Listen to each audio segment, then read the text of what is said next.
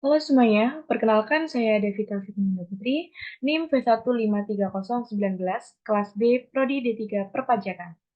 Di sini saya akan mengedukasi mengenai upaya penegakan HAM di Indonesia. Hak asasi manusia. Hak asasi manusia adalah sebuah konsep hukum dan normatif yang menyatakan bahwa manusia memiliki hak yang melekat pada dirinya karena ia adalah seorang manusia.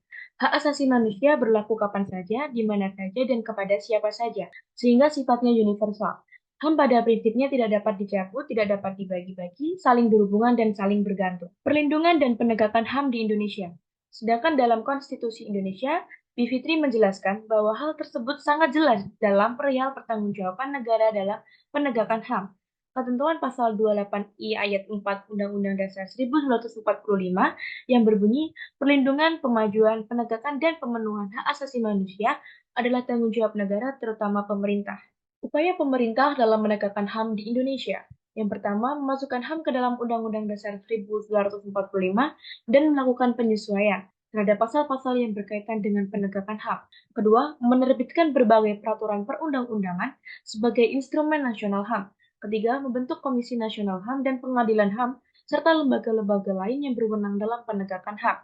Keempat, menyelesaikan berbagai pelanggaran HAM dengan menyeret para pelakunya ke pengadilan HAM. Partisipasi masyarakat dalam upaya penegakan HAM. Yang pertama, tidak mentolerir setiap pelanggaran HAM yang terjadi. Yang kedua, melaporkan terjadinya pelanggaran HAM kepada Komnas HAM atau lembaga yang berwenang.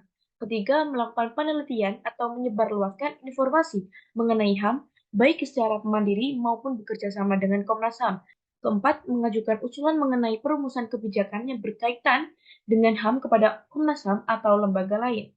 Kelima, mendukung upaya penegakan HAM namun tetap bersikap kritis. Kesimpulan, komitmen pemerintah. Terdapat kekurangan komitmen yang kuat dari pemerintah dalam upaya penegakan HAM dan melaksanakan kebijakan HAM secara efektif. Pandangan masyarakat.